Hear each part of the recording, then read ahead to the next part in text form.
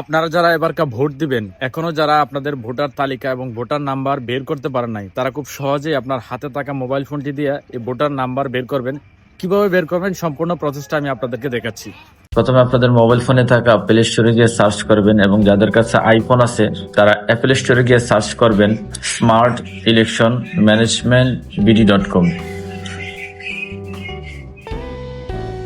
সর্বপ্রথম যে অ্যাপ্লিকেশনটা পাবেন স্মার্ট ইলেকশন ম্যানেজমেন্ট বিডি.com, আমার কাছে অলরেডি ইনস্টল করা আছে তাই এটা ওপেন দেখাচ্ছে। আপনারা সরাসরি অ্যাপসে প্রবেশ করবেন।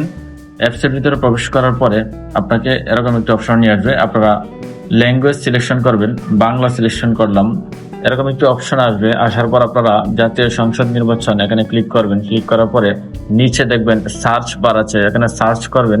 সার্চ করার পর এখানে লেখা আসবে এনআইডি নাম্বার লিখুন এবং নিচে আছে জন্ম তারিখ লিখুন। তারপর আপনারা এখানে আপনার এনআইডি নাম্বারটা দিয়ে দিবেন।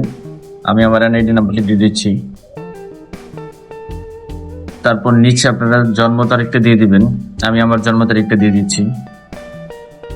আমি আমার জন্ম তারিখটা দিয়ে দিলাম। তারপর আপনার নিচে সার্চ অপশনটা এখানে সার্চ করবেন। তারপর দেখতে পাবেন যে আপনাদের ভোটার তালিকা, ভোটার নাম্বার, আপনাদের সবকিছু এখানে দেখাবে এবং আপনাদের কোন কেন্দ্রে গিয়ে ভোট দিবেন সেই কেন্দ্রের সবকিছু এখানে দেখাবে এবং লোকেশন এবং সেই কেন্দ্রের ছবি সহ সবকিছু দেখাবে। তো আমি যেহেতু ঢাকার ভোটার, তো আমার এখানে ঢাকার ঠিকানা দিচ্ছে Mohammad Ali Yakub Ali school and college, দক্ষিণ পাশ, যমুনা ভবন, রাজফুলবাড়িয়া, পুরুষ ভোটার কেন্দ্র 2। তো এরকম ভাবে আপনারা দেখেন।